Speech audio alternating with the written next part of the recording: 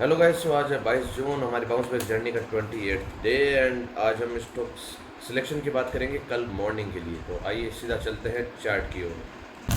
तो जैसा कि हमने पहले भी डिस्कस किया है कि नए स्टॉक्स को हमेशा नए स्टॉक्स को लेना कोई ज़रूरी नहीं होता।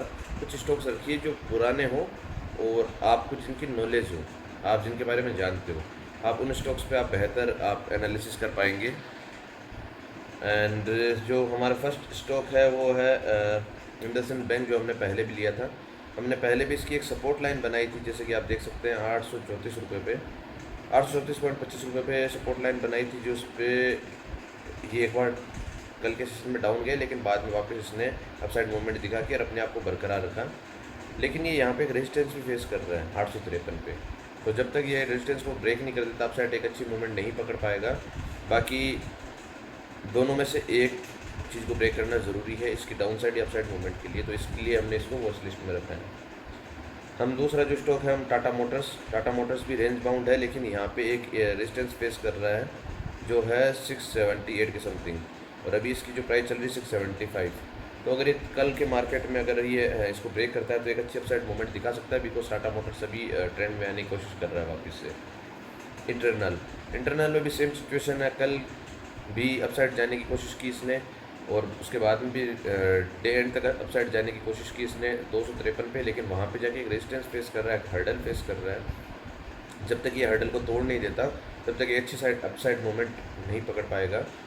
तो कल के सेशन में हम इसको वॉच लिस्ट में इसीलिए रख रहे हैं ताकि इसकी हम मूवमेंट देख सकें। अगर ये अपसाइड मूवमेंट है तो ये अपसाइड जाएगा, और अगर इसकी डाउन साइड मूवमेंट रहती है तो फिर ये यहाँ पे 247 और 253 के बीच में इसके अंदर ये रेंज बाउंड भी हो सकता है। सेम सिचुएशन है कोरोमंडल में भी इसने अपसाइड मूवमेंट दिखाने की कोशिश की, लेकिन एक हर्डल फेस कर रहा है। तो यहाँ पे ये 2343 समथिंग तक ये हर्डल फेस कर रहा है, और इसकी एक जो मेन इसका रेजिस्टेंस बन रहा है वो बन रहा है 2354 में। तो इसका यही हम मूवमेंट देखेंगे कल के मार्केट में, ये इसका क्या मूवमेंट रहता है। अगर ये अपने रेजिस्टेंस को ब्रेक करता है या फिर अपने सपोर्ट लेवल को ब्रेक करता है, सपोर्ट लेवल को ब्रेक करता है तो डाउन साइड मूवमेंट देखने को मिलेगी, और अगर रेजिस्टेंस को ब्रेक करता है तो अपसाइड मूवमेंट देखने को मिल सकती है। सेम सिचुएशंस है टाटा कंज्यूमर में ऑलरेडी इसने रेजिस्टेंस ब्रेक कर दिया है, लेकिन कल डे एंड तक वापस ये उसी रेजिस्टेंस पे आके टिक गया। अभी अगर हम देखेंगे, अगर ये कल अगर ये फेक है, लाइक कई बार क्या होता है कि सेलर्स ज़्यादा हावी हो जाते हैं मार्केट पे, तो ये वापस उसको प्राइस को नीचे खींच लाते हैं।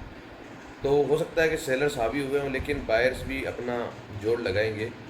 तो अगर ये कल इसकी लाइन से ट्रेंड अगर ऊपर करता है तो एक अच्छी अपसाइड मूवमेंट अपने को देखने को मिल सकती है, और अगर इस पर सेलर्स हावी रहे कल भी तो फिर ये इसके बीच में रेंज बाउंड रहेगा जब तक ये अपने को इस सपोर्ट लेवल को तोड़ नहीं देता।